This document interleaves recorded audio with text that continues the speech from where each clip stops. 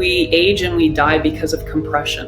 One of the roles of the fascia is to ensure proper cellular alignment. And the goal is that if we keep every cell positioned where it should be, there's optimal space in and around the cell. Deanna Hansen, a pioneer in the field of fascia decompression for physical and emotional transformation. Deanna has more than 20 years of hands-on clinical experience. She is the author of the book Unblock Your Body: How Decompressing Your Fascia is the Missing Link in Healing. Deanna created block therapy, a fascia release technique to relieve chronic pain and disease, encourage healthy detoxification, and reverse the aging process. It's when there's compression and a lack of space that the cells become challenged and go through a process of pain, aging, and ultimately dis-ease in the body, because we are constantly being flogged by gravity. Space is crucial because space allows for ease of transfer of nutrients into the cell, as well as...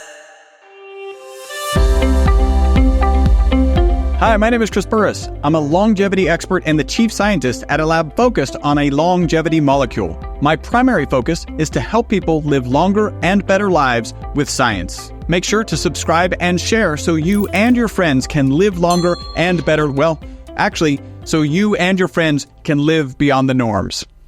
Hi, and welcome to the next talk on the Uncovering the Secrets of Longevity, Live Beyond the Norms Health Summit. I have to admit, when this next speaker was presented to me, I was not sure. I was not sure how she and her focus fit into this longevity summit.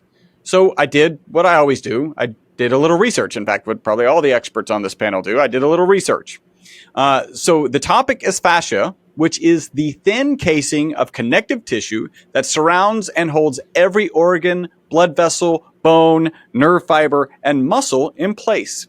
If that doesn't sound important, you probably didn't hear what I just said. That's obviously really important. But how does it relate to health and longevity? And then I found a New York Times article from this year. The title is "The Tissue That Connects Our Muscles May Be a Key to Better Health." And in that article was the quote, "This is a part of the body which we have neglected for so long. So now I know why we need to talk to her, and let me introduce her."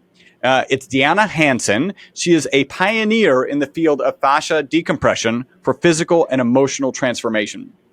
Deanna has more than 20 years of hands-on clinical experience. She is the author of the book Unblock Your Body: How Decompressing Your Fascia is the Missing Link in Healing. I've started reading that book. I enjoy that book. In fact, I don't have it with me because it's on my nightstand. Deanna created block therapy, a fascia release technique to relieve chronic pain and disease, encourage healthy detoxification, and reverse the aging process. Deanna, thank you for joining us today. Thank you so much, Chris. It's a pleasure to be here. So I have listened to a few of your videos and interviews, and you have, in some sense, the classic pain to passion story. Yet your story is a little different because you discovered the solution by yourself, within yourself. Can you tell us that story?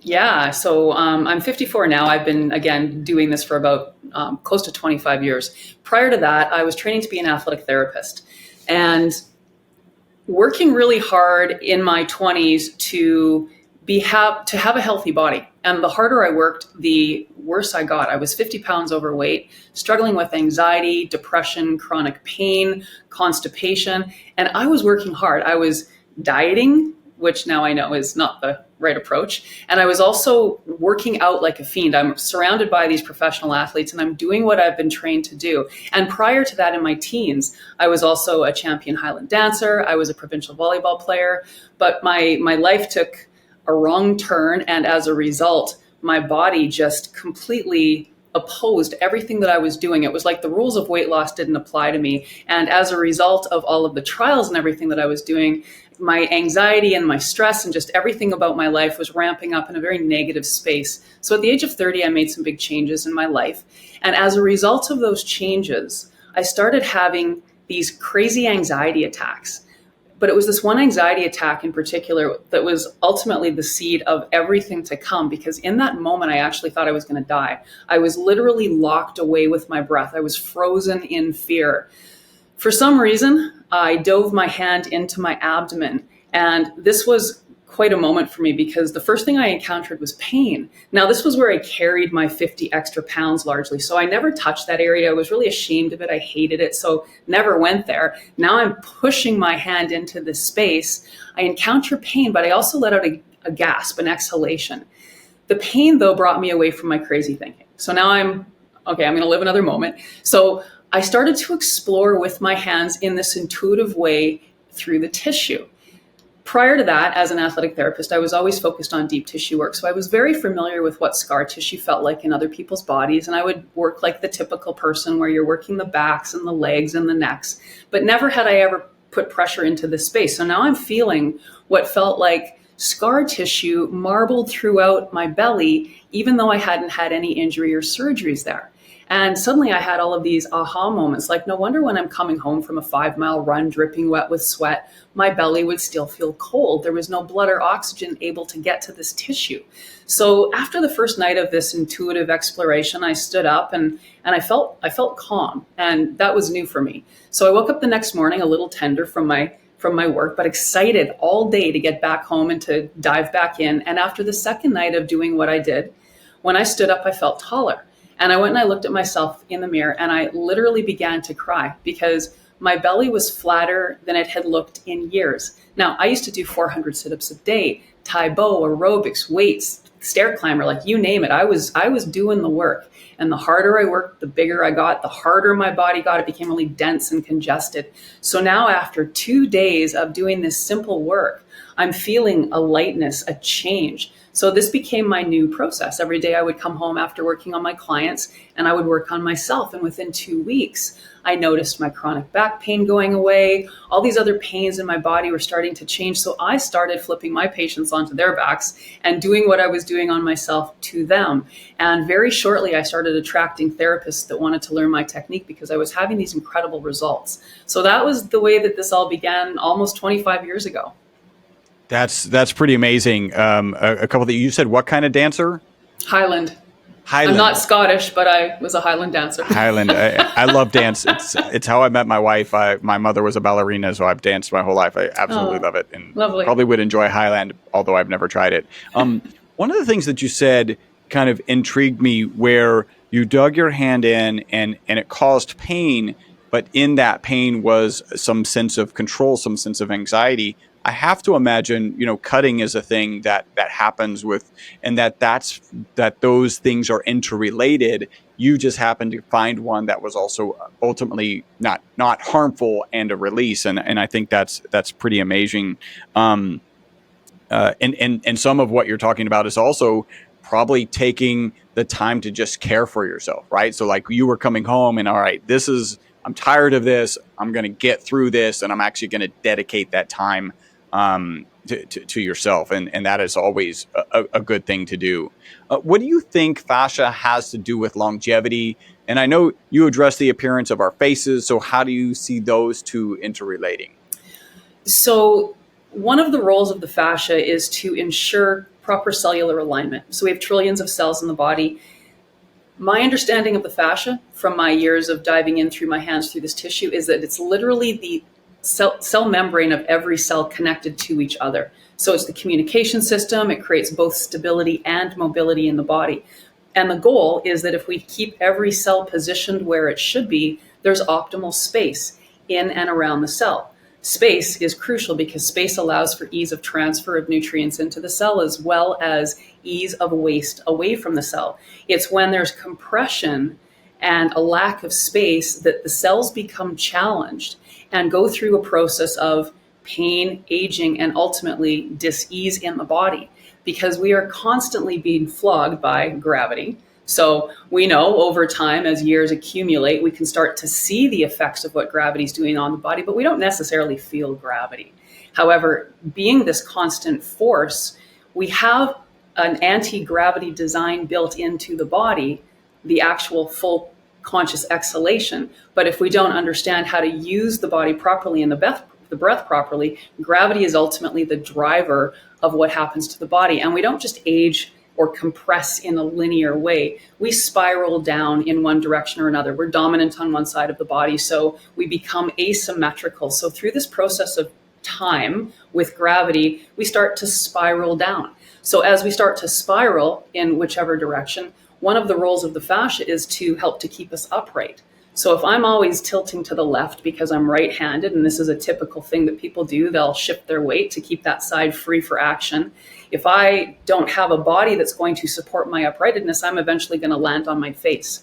So what the fascia does is it grips and adhesions grip and adhere to everything in its path to basically create stability in the body so we don't tip over. However, what's happening is there's a balance of collagen and elastin in the fascia. So the collagen is actually what starts to migrate to create building blocks. So we become very hard and dense in these areas of the body, and ultimately we lack space in those areas. So now we don't have that ease of transfer of nutrients in and waste away. And then the cells themselves, they start to go through the aging process. It's like if you thought of blowing up a balloon nice and full.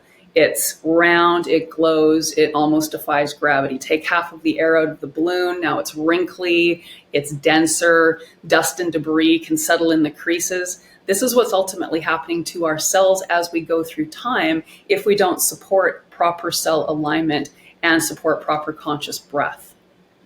Is this something, we just mentioned face, is this something you see kind of early on in your face? Is it something that you could, from an external perspective, you've been doing this so long, you can probably just look at somebody and go like, all right, here's problem areas. Is this a lot of this indicated through skin? Yes, because ultimately, so when we're talking about the face, for example, we have two eyes, and ultimately we want to have symmetry in the face as well. But if you look at most people have a head tilt one direction or another. They have a dominant eye. And the way gravity is going to start manipulating the tissue in the face, is going to start pulling it down. And because, again, the fascia doesn't want that. It wants to keep the cells correctly aligned. These grips or adhesions get created all through the face, right onto the bone. And these grips will seal with a force of up to 2,000 pounds per square inch. It's a magnetic seal. So now we have these grips happening. These grips block blood and oxygen flow to the surface of the skin.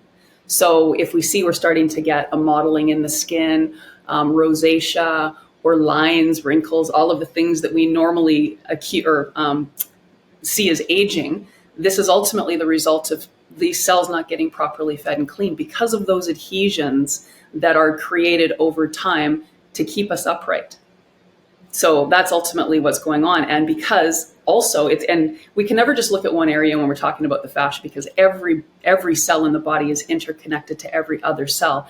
And most importantly, we need to feed oxygen to the cells because it is the most important nutrient. Again, blowing up that full balloon. When we breathe diaphragmatically, we feed the body up to 6 times the oxygen, 600% more in the body, not because we're pulling that much more air into the body, but because at the base of the lungs is where the majority of the alveoli, the oxygen receptor sites, reside. So most people are upper chest breathers because pain, fear, and stress cause us to reactively hold the breath. So through our lifetime, this becomes this unconscious way for us to breathe. Even for me as a dancer, when I was a teenager, hold your belly in.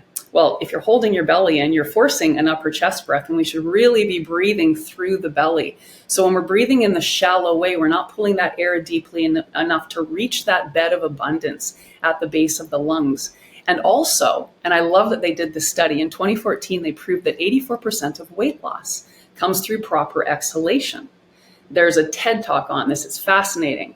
And so all of the toxins in the body, most importantly, release through that full exhalation, but most people aren't breathing fully and completely.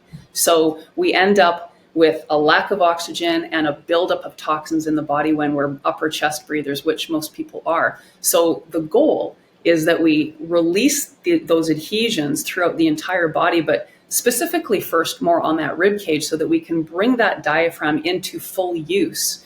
And it's the magic truly behind this whole system is when we actually learn to become conscious diaphragmatic breathers, we're literally a different physiological animal.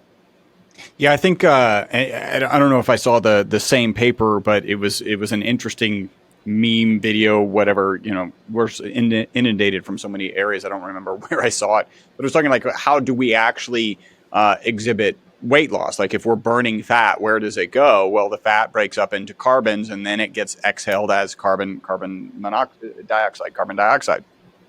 monoxide is from the cars. That's not what we're exhaling.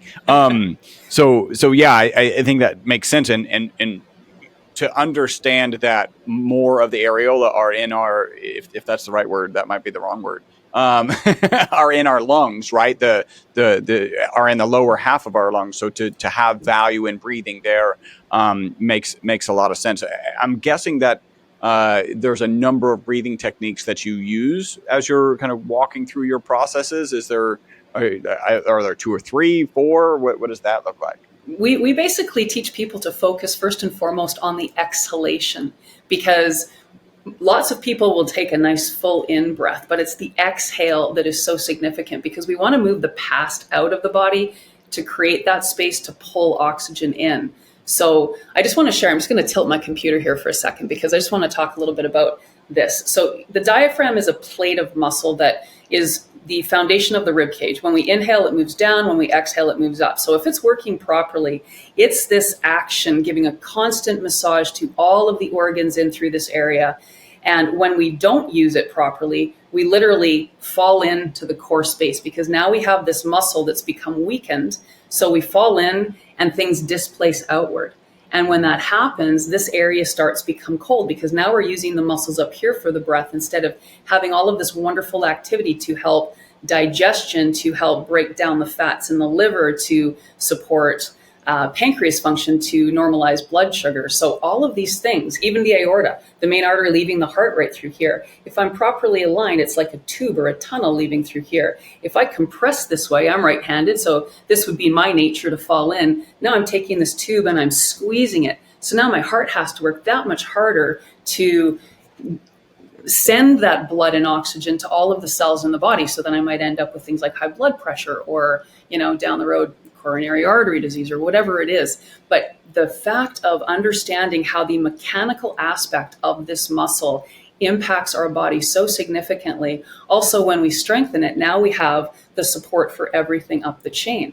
So if we start collapsing forward, now the head's going to start collapsing forward. And here's where the aging of the face really comes into play, because we have these arteries, these carotid arteries, that if we're strangling them, we're not getting enough blood flow to the skin, the eyes, the hair, the brain, everything up through here. The thyroid, that's going to be problematic. The major lymphatic drainage sites right here, they're going to be clogged. So then we might have issues with, again, rosacea or acne, or the toxins in through the face that's going to cause aging and disfiguration, essentially, down the road. So again, understanding how to maintain cell alignment is really the function of the fascia. And that's why it's so important to give this tissue the time that it needs, because whether we're talking about aging or dis-ease or trauma and how we store emotions in the body, this system impacts everything. And of course, if we're in pain most of our life, that's going to age us very quickly as well, because that's going to stop the breath. Pain, fear, and stress cause us to reactively hold the breath. So it all cycles back down to the breath, and keeping this area so supported and strong to counter what gravity and time will do. So I think there's a number of interesting things there, right? So the concept of holding emotion in a certain place, right, is maybe a fairly esoteric concept, but I think, I've 13-year-old twins, and I'm constantly talking to them about their posture. And I think you're talking about having this upright posture so that you've got good lymphatic drainage, so that you've got good blood flow to your, you just look at somebody with good posture and that person is healthier than the person without good posture. And that's just on the health level. And then you start thinking about holding pain in particular places. Like, you can look at people as the posture continues to get worse and worse. You look at them as somebody who's in pain, not just physical pain, but emotional pain. That's kind of my impression. So I think there's a lot there, and you're talking about, and that's why it was such a relief for you, right? Like, you dug into an emotional pain spot and were able to release that. I think that's pretty amazing. Let's talk a little bit more about the skin, right? So there's a good topical skin support, and what would you describe that to be? And then why would you say, okay, that's fairly nice, but that's not enough? So I remember hearing years ago, and I love this: if you wouldn't put it in your mouth, don't put it on your skin. And I mean, that is just so true. And, these cosmetics are filled with so many toxins. We think we're doing the right thing, but we're actually putting poison onto our skin, and it's not just staying on the skin, it's absorbing into our bodies. So that's affecting our liver health. It's affecting the health in general of all of the cells, because the skin is the biggest absorber of everything. So whatever's going in, it's going all the way in, and it's affecting us. So and I mean, it's an industry, right? It's probably one of the most profitable industries, and unfortunately it's not really doing primarily women any favors in how they're aging, because we're led to believe a whole bunch of things. Like an example is eye cream.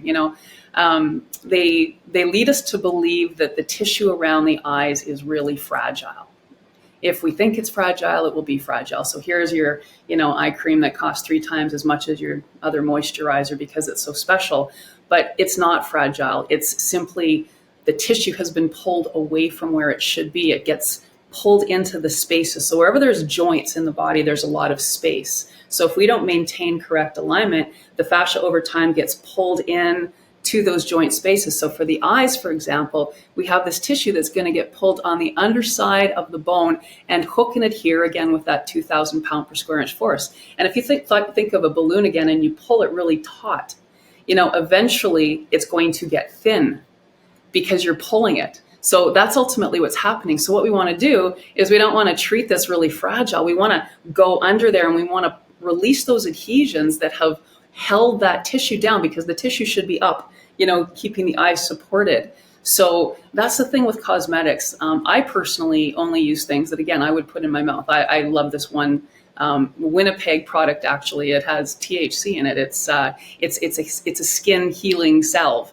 And that's what I use for my face and my whole body. And that's the only thing that I use, because it's just natural, organic ingredients. So I'm all for natural, and that is the most important thing. But having said that, I can be using the most remarkable skin products, but if I have those adhesions blocking flow, that beautiful whatever I'm putting into my skin isn't going to get to those cells on the other side of those adhesions. Because again, it's a 2,000 pound per square inch seal. It's a roadblock to flow. So energy flow of anything through the body, fluids, blood, lymph, all of that has to be able to get through the space. So if we have a decrease in space, again, the cells are going to go through an aging process. And not only that, what we think of ourselves is really significant. I love Greg Braden's work. He talks about, what book was it? The Science of Compassion, a phenomenal book of his where he shares that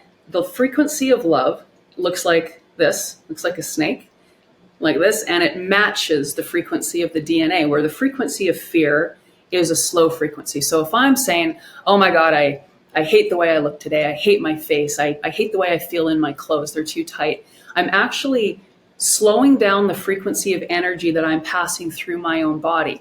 And what that's doing is it's shutting down some of the codons in the DNA. So I'm actually turning into a lower vibrational being. My cells are actually physically going to be responding to that. And then that impression is going to be how I look in the world, because everything in the universe is a mirror of itself. So if I have a cell that's agitated and, dehydrated and edgy, that will be my outward expression of my entire body, because as above, so below.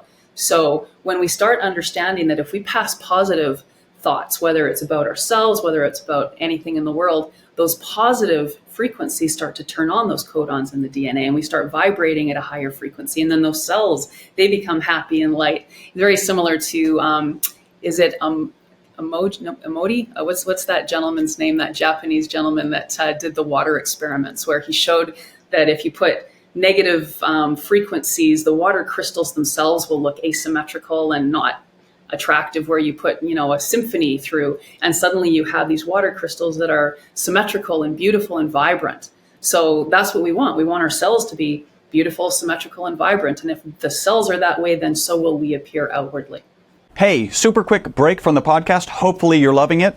This is a way you can support the podcast and take advantage of a great offer. We're offering 50% off of one of our MCT bottles. MCT is an amazing oil. Add the ESS60 molecule to it. It's even more amazing. All you got to do is leave a review on iTunes, send us a notification that you've left that review. We'll get you a coupon code that'll get you 50% off of our MCT oil and free shipping. Back to the podcast. That makes sense. And I think that energy kind of just as a broad scope is something that's up and coming. Like I'm a very skeptical scientist looking at that going, well, like, I don't really see the data. I don't really I believe it though, right? I just don't where's the data? I think we're going to make a lot of progress in that area kind of in the next coming years. We've talked a little bit about posture, right? What about our limbs, right? What do we do with them? How are they impacted as we age? This is probably one of my favorite topics because I always talk about cause sites and pain or issue sites. So, by the way, I'm going to share a few of mine and you're going to point me in the right direction and I'll be healed. So that's good. Absolutely. So the diaphragm, it's like the body's furnace. It's driving the energy to all the cells. And the limbs are the furthest from the diaphragm. So the calves and the feet, they are the areas where the fascia will adhere most strongly to the bone, causing the foot and calf to be out of alignment. So whenever I'm looking at a body doing an assessment, I always look at the full body and I first will draw my eyes to the feet because there's always going to be a flat tire and an anchor. So when I look at the feet, generally there's going to be one foot that might be externally rotated. Often it has a greater bunion. It's pulling away from the body. And again, because the fascia is here to keep us upright, we've got one foot doing that. And then the other side is going to anchor. And this all happens unconsciously because everything is slow and continual and gradual through our lifetime. But this happens. And so we start shifting our foundation from the bottom. So if these are my hip joints and these are my feet, as my feet start, going through shifts, now my hips in my pelvis start to shift. And as that happens, there's less space in the pelvis. And that's going to pull my pelvis forward and out of alignment, which is going to pull my upper body forward. It's going to strangle my breath and so on and so on. So if I have a frozen shoulder, as an example, and I don't actually address what's going on in the calves and the feet, I can have all the treatments in the world on my shoulder and I start walking and I get pulled right back into that negative alignment that's going to be affecting that alignment of the shoulder. If I'm positioned this way, this is the range I have. People have frozen shoulder all the time. They go and get their shoulder work done and they don't actually get any repair. Where if you address from the foundation up and you bring the body back to balance, now I have a shoulder that has full range of motion. So we really need to look at the whole body because the limbs, even the forearms and the hands, anatomical position is actually palms facing forward. And I bet you would be challenged to see one person walking around on the street with their palms facing forward. Everybody has their palms facing the back. And as soon as that happens, it causes that internal rotation of the shoulders. It pulls the rib cage forward and down.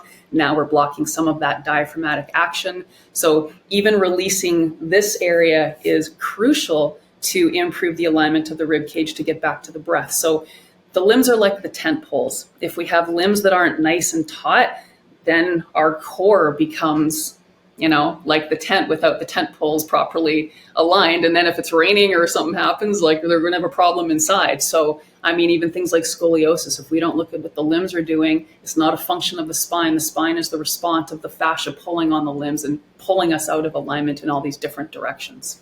It's interesting you say the limbs are like a tent pole, and then you walk around and you see people with tape around trying to get the stability back in the tent pole effectively.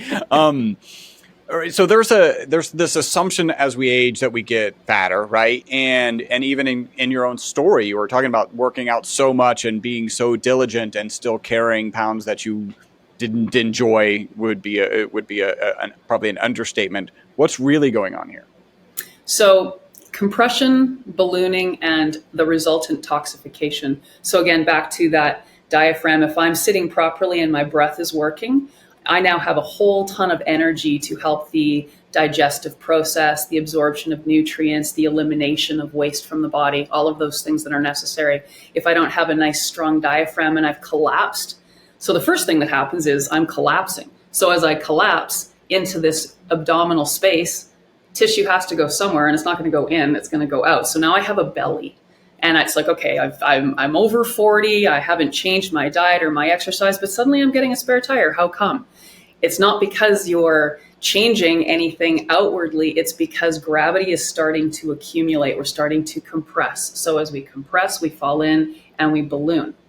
So on top of that now, I'm also not absorbing properly. I'm not digesting. I'm not breaking down those fats. So I'm not eliminating fully. So now I'm getting a backup of waste in the belly. That in itself is going to add more size. That waste, now I'm going to attract other things, parasites, other things that are actually going to live there and multiply and create even more waste. And I'm going to become even more toxic. So toxicity, the cells expand with toxicity. So in my view, most importantly, it's not, of course, what we eat matters, but how we eat and how we function with our bodies, in my view, matters the most. Because if we allow ourselves to stay correctly aligned and we keep that breath nice and strong, the action of the breath is helping to digest the food. It's helping to keep the fats in the liver nice and heated so they can be liquid and not become solid and clog our liver so we become even more toxic and even bigger.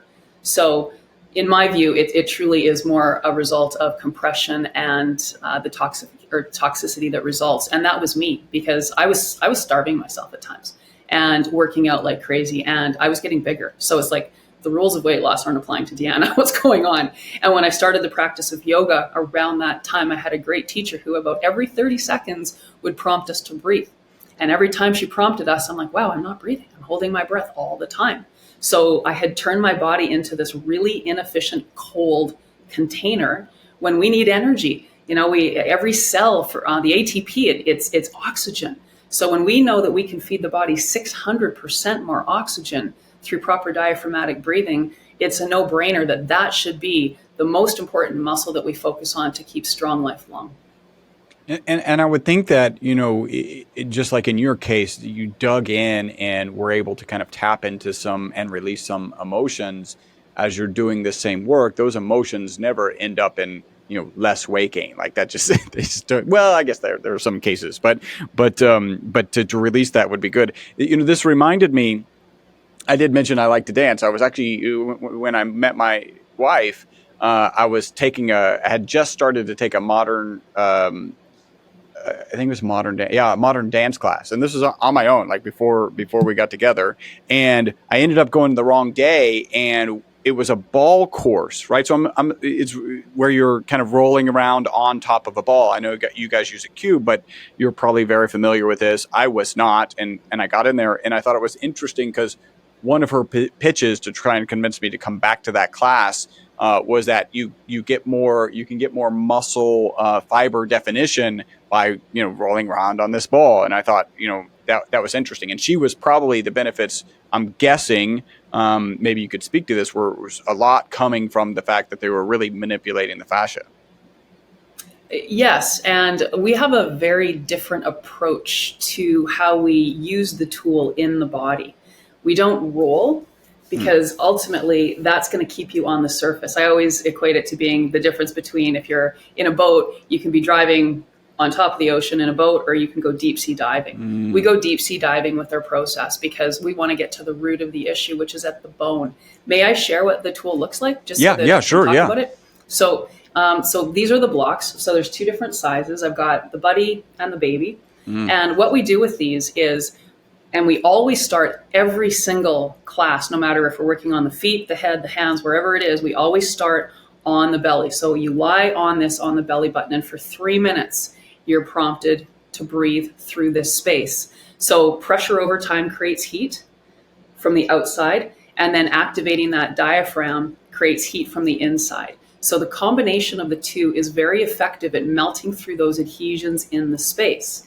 And then as you're in position, we never move on the block, but I very slowly teach you how to maneuver through the layers of fascia while you're on the block through basically twists and turns. So everything in the universe is, the architecture is based on the Fibonacci sequence, the spiral pattern of everything in nature.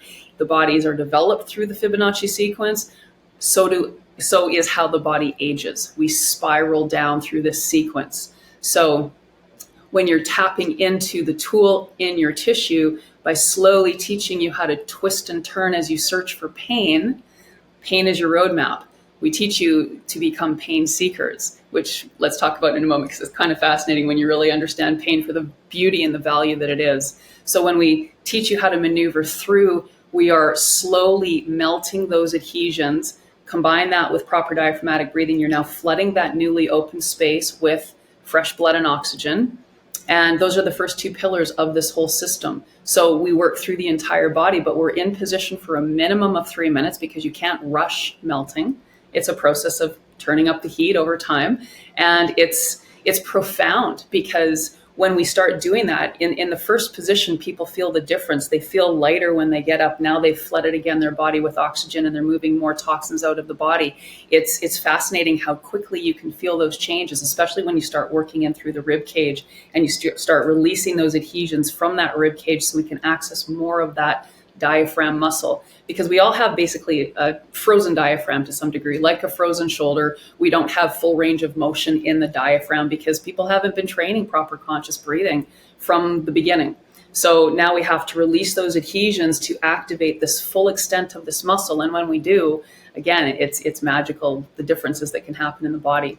So talking about pain, we teach you to become a pain seeker because adhesions or blockages in the tissue is where the pain is. Your cell is simply a baby crying. It's your cell saying, hey, mom or dad, you're asking me to perform my function for you, yet you're starving me, you're squishing me, you're dehydrating me, I'm exhausted, like whatever it is, the cell is simply giving you information through those sensations. So when I first dove my hand into my abdomen and I encountered pain, it was such a relief for me to feel something in there because I was so disassociated from that space in my body. I had so much anxiety and guilt and shame in there that to actually put my loving hand in and hold, it created this sense of connection. And so that sense of connection was beautiful because I'm not putting pain into my body. I'm connecting to the pain that's deeper than what I'm consciously aware of. So now I'm starting to listen to those cells that I've been pushing away from my consciousness, because they're like our little kids. If we're ignoring them, they're lost. And then we feel lost because, again, everything is a mirror of itself. So when we can really understand the interconnectedness of the cells, our emotions, our spirit, our physical body, all of it, it all works together. And understanding how to learn the language of the cell gives you, it turns you into your own healing machine. Because nobody out here can tell me what my body needs better than I do, but I also have to learn the language of what my cells are actually sharing with me. And through this process, this intuitive awakening happens, and it's just a beautiful journey. That's very cool. So literally this morning, I spent about only 1 minute, not 3 full minutes, on a psoas thing. I don't know, like it's a curve thing. My psoas, my right psoas, has been bothering me when I run. I find it very interesting that all of my pains are, not surprising, all of my pains are on one side except for my left trapezoid. So I would imagine that same device could have some of the same benefits. It's not as broad. It's a little more intense, maybe, right? Because just to describe, you probably know what I'm talking about, but anybody who's listening, it's basically this curved structure that goes into your belly, right? And it's thin as opposed to kind of yours is a longer block. So one of the things is I probably need to do more than a minute. And I'm assuming like what you do addresses psoas as well, right? In those first 3 minutes. I can't imagine you're not.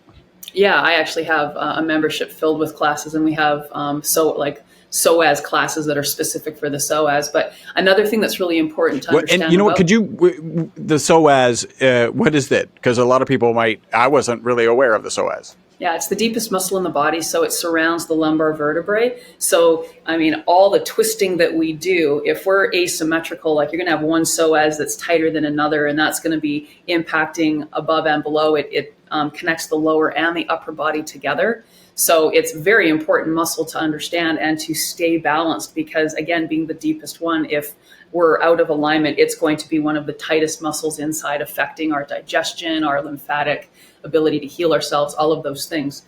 One of the things that's really important also about these tools is they are made of either bamboo or wood, so which are similar in density to bone. Because when we're wanting to drive through the layers of fascia to get to the bone, to get to the root, if we use something that's porous or not organic, it doesn't dive deeply. So when we're lying on the tool, let's say we're lying on the IT band area, that's, everybody knows That's the next thing I want to talk about. Yeah, it's probably one of the more painful positions that we do. But when you're lying on it, and also though, you're also in control, right? That's the other thing. We're putting this whole process in your own hands, and we always teach you your breath is your guide. So if any position hurts so much it takes your relaxed breath away, that's your body saying too much. Let's do it in a less intense way. You can do this on a bed. It's all done lying down. We do have seated classes, but typically we teach this lying down, which is lovely because you get these phenomenal benefits without having to sweat, without having to work really, really hard. And so when we're connecting through this process, we're getting this equal pressure from the bone to the block. So all of the tissue that's getting squeezed becomes heated. And that's where, again, that magic comes, because now we're heating this whole section instead of just the surface tissue, because the problem is at the bone. That's where the root of the issues lie, because that's where that fascia is going to grip and adhere with that profound force. So if we really want to create a change, if I've been sitting for 20 years, 30 years in front of a computer in this slumped way, I've literally magnetically sealed my body 2,000 pounds per square inch out of alignment. So I need a process to undo the magnetics. And if you think of magnets having, if they're enough of a distance apart, they don't have an attraction to each other. Close together, now they seal. Now try to pull this apart. Almost impossible, if not impossible, but you can slide it apart.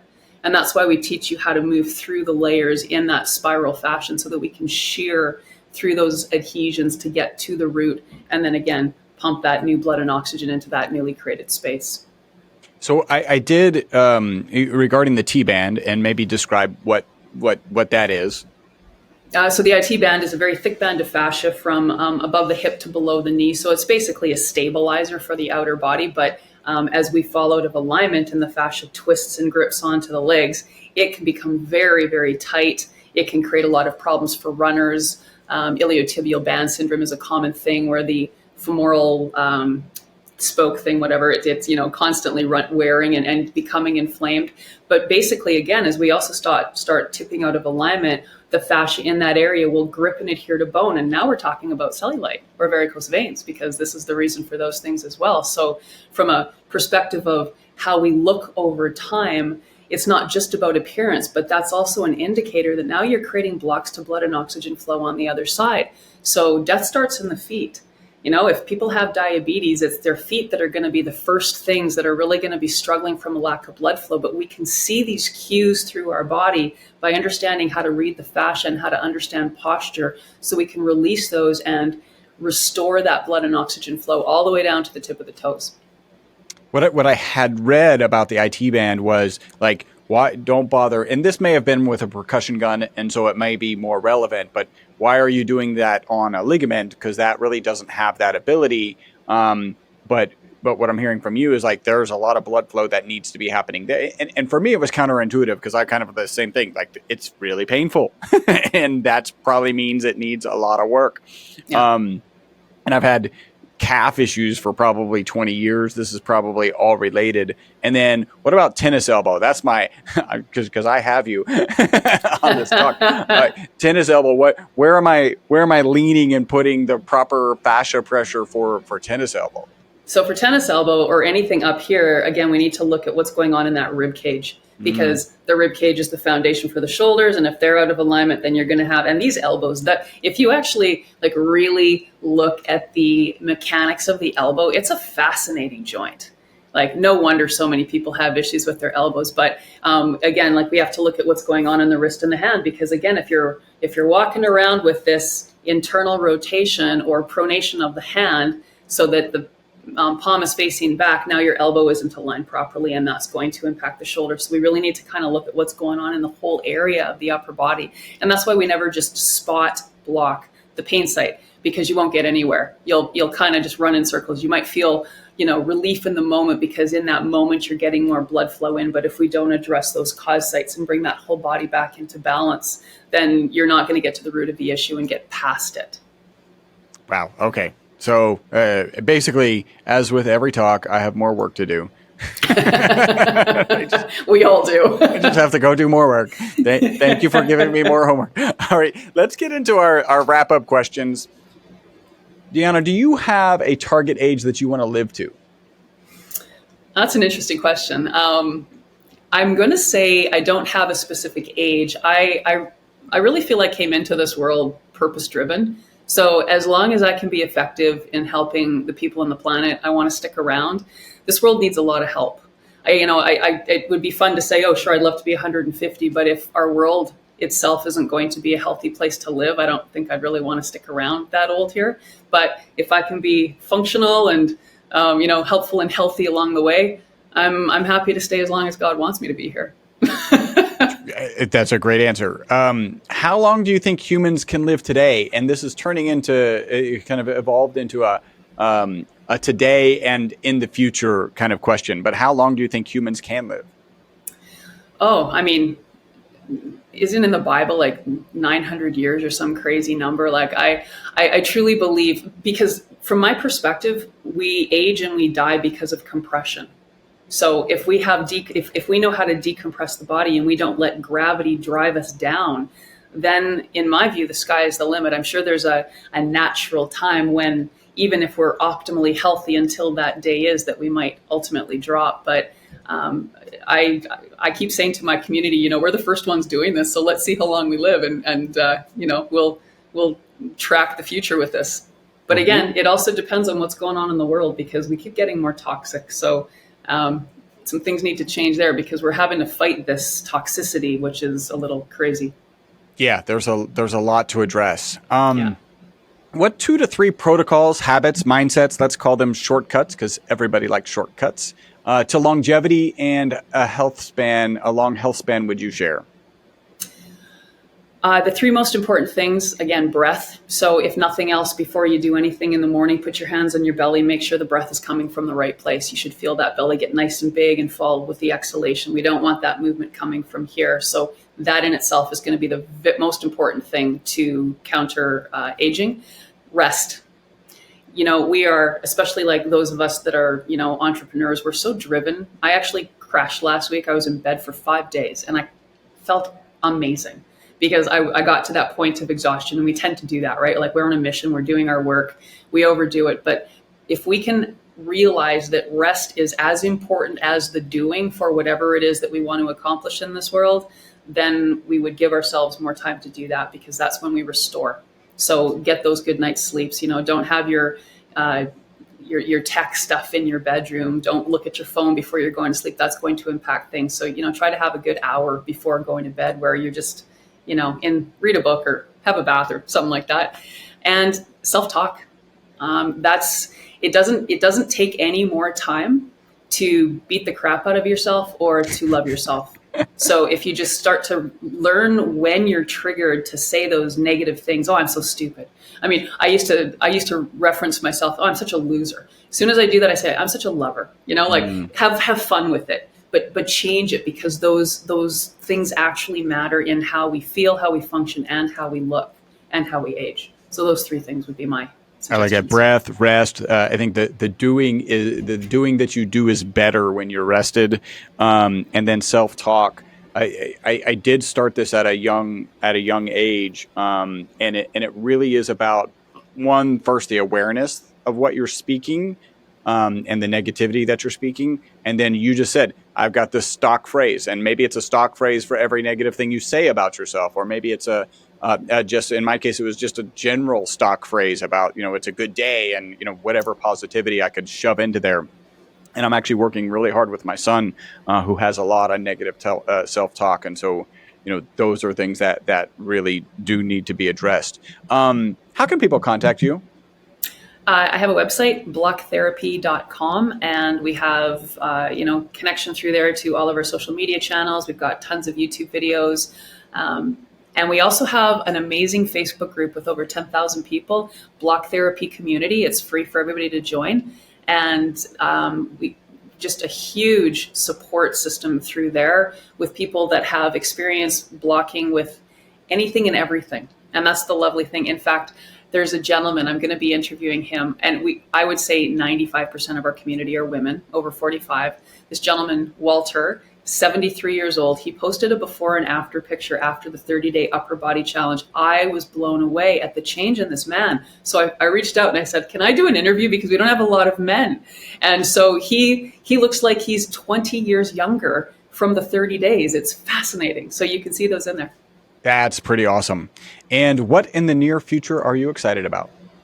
Oh, we just launched a university program for estheticians. So now we're actually getting into the beauty world, and we're teaching estheticians how to do this fascia decompression work on their clients. So to get them away from doing the other things that ultimately don't result in the things that we want to happen as we get older. I think that's very interesting. And I think you have like trained people, some 100 some odd people who are around the country, right? I think I saw that on your website. Yes, we do. So we have instructors teaching block therapy classes. I also have a bodyworker section in my university where I teach people that already have an existing clientele, fluid isometrics. So block therapy is the self-care version of fluid isometrics, the handwork that I developed. So we have all three of those in our university programs. Very cool. All right. So you can reach her at blocktherapy.com. She has a Facebook group. You said 10,000 plus members. Is that Block Therapy Community on Facebook? This has been a fascinating conversation. Deanna, thank you so much for joining us today. Thank you so much, Chris. It's been a pleasure. I hope you enjoyed this episode of the Live Beyond the Norms podcast. Make sure to subscribe and follow. Also, make sure not to be that guy, the guy sharing this podcast with people who are not interested in living beyond the norms. If you would like to learn more about the ESS60 molecule, the molecule responsible for the single longest longevity experimental result on mammals in history, a full 90% extension of life, visit myvitalc.com. That's myvitalc as in carbon.com.